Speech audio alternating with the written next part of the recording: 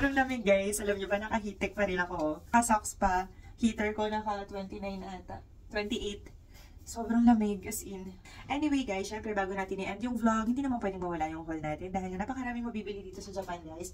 At kung last time, more on chocolates yung nabili ko, ngayon naman ay more on pangpa-beauty. Nagkaka-wrinkles na tayo, alam niyo na, bumabata tayo every year, diba? So, kailangan na talaga natin ng mga anti-aging kineme. Pero before that, eto muna yung nabili ko sa thrift shop or dun sa Second Street. So guys, ito may nabili na naman ako. Ano nga ba bili ko dyan? Nakalimutan ko na. Unahin natin yung kay Botchol. Ay, di pa pala ako bulol na kasi guys. Medyo gabi na eh. Sobrang antok na rin ako. Pero hindi naman pwede hindi tayo mag-haul, diba? Nung papunta pa lang kami ng temple, nabili ko to. Ano siya eh? Ano tawag dito? Pwede siyang ilagay sa rice, ihalo sa rice. So parang seasoning, ganun.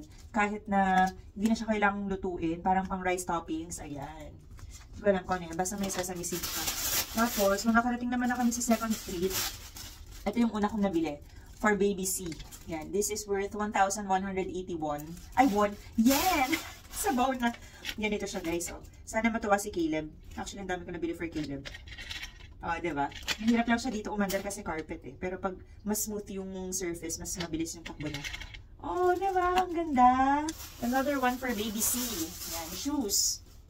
Oh, Adidas yan, guys. Magkano nga babili ko dito? Basta wala pang 800 pesos at mukha pang bago. Sana nga magamit agad ni Baby C kasi baka mamaya lumang-luma na pala to. Hindi ko alam kung anong model to or whatsoever. Basta, namurahan ako sa kanya, nagandahan ako sa color niya, binili ko for Baby C. And lastly, ito yung isa ko pang nabili for 900 won. So, that's 400 or less than 400 pesos. Chamba na naman tayo sa ukay-ukay ng Japan. So, ganito naman ang itsura nito, guys. Sana makita, no? Ayan. Kita ba? Ay, medyo malayo na. Ang ganda niya kasi, kaya hindi ko na rin pinakawalan.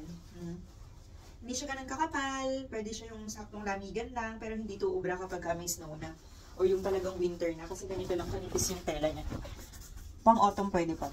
At ito na ngayon galing sa Don Quijote. Yan guys. Nakakatawa kasi yung Starbucks, meron silang parang limited edition at dito lang nila yung nirelease sa Japan. Ito yun guys. This is cafe latte. Yan. And caramel latte. Para kay daddy to. Kasi nahilig siya sa kape. Ako, hindi naman ako ganun kahilig sa coffee. So, bibigay ko sa kanya tong dalawa na to. Ang daming gustong makabili ng ganito. Next is, ito first time kong bilhin, crispy crabs. Na sa tingin ko, spicy siya. I'm not sure. Hindi ko pa siya natitikman. Nakita ko lang siya din kanina. So, kinuha ko kasi medyo interesting yung itsura niya. Sana masarap. Binili ko rin to last time na nag-haul tayo. Wasabi with pistachio. This one, bumili ako ng, how many ba? 4 ata. Kasi masarap to eh. Ito yung pinagagawa namin ni Caleb, kaya atat na yung binili ko. Para tag-itag-isa kami. And then yan. Ayun lang binili kong chocolates ata. Itong dalawa lang ata. Hindi na ako ito nabili ko ng ibang chocolates. And then ito, masasarap na candies or gummies. Plus lychee. Masarap yun guys. So kapag nagpunta kayo ng Japan, make sure na matry nyo rin yung mga gummies nila. Okay, wala nang food na yan. Ito naman yung mga pangmalakasan natin dyang pang skincare, mga pang anti-aging. This one is for Ate Kaylee, niacinamide face mask. Ang laki no, grabe. 30 sheets yung naman yan. Ito naman for me, retinol. Yan, gumagamit din ito si mama. Yung minsan nakita ko siya naka-face mask. Yung last time na binili kong face mask, maganda rin naman yung rice mask. Rice mask matawag, basta rice face mask. Yan, this one, retinol naman. Para anti-aging. Tapos may nakita rin ako doon na nakalagay dito guys, sleep 8 hours in 8 minutes. So siguro itong mask na to ay ilalagay nyo lang or iiwan nyo lang sa face nyo for 8 minutes. Tapos, mukha na raw kayong natulog ng 8 hours. Kaya, diba, grabe, very interesting, no? So, tingnan nga natin kung may ito. Sa mga powder, yan. Bilin ni Mama. Ginagamit ni Ate Kaylee, kaya dinamihan ko na yung bili. Mascara remover. Kasi yung mascara ginagamit ko ay same brand. Ayan. Same brand, kaya kailangan ko nito. Ito yung super waterproof. Kapag itong super waterproof ang gamit ko, talagang hindi siya matatanggal ng kahit na anong makeup remover. Ito lang.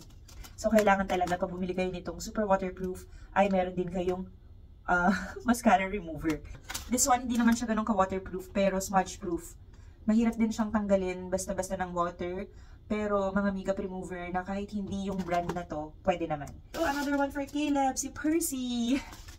And then, diba, sabi sa inyo, itong haul na to is more on anti-aging skincare. This is for my under eyes. Ayan, eye cream. So guys, ay BB cream na medyo may pagkamahal. Sa size niya na to, sobrang mahal niya for me. Pero itatry ko malay niyo maganda. Kasi SPF 50+. Kailangan natin yan, sunscreen na may BB cream. Kasi tamad ako mag-apply kapag sunscreen lang eh. Pinabili ng friend ko. Isa lang naman yung pinabili niya. Pero dahil wala akong ganito, bumili na rin ako. Natry ko yung kay Ate Kaylee. Sobrang sarap pala nito sa eyes.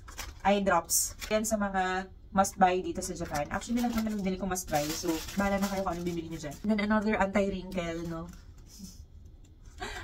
This is eye mask naman. Kasi diba, minsan pag nag-face mask tayo hanggang dito lang. Hindi naman talaga nadadamay minsan yun sa under eye. So, this is for my under eye. This is for my hair. Yung pink, medyo mas light yung hold niya. Ito mas strong. Kasi, actually, hindi ko siya maintindihan. Pero, magigets mo naman din minsan sa drawing. Ito, actually, anti-touch ang daw eh. Pero, hindi ko alam kung kakayanin ito yung hair ko. Marami rin bumibili niyan, I swear. This Hada Labo, ano ba yung tawag dito? Parang skin lotion. Anti-aging din yung color red. Tatlong colors yun. May color red, yellow, and blue. Yung yellow is for parang hydrating. And then, the color blue is for sensitive skin. This one is for anti-aging. Isang katutak na hand cream. Yan. Kasi guys, sobrang ganda to. Ang bango na, tapos ang tagal pang mawala sa skin. This is Goat's Milk Hand Cream. Meron ako nabili nito last time, isang piraso lang. So ngayon ang dami ko nang binili.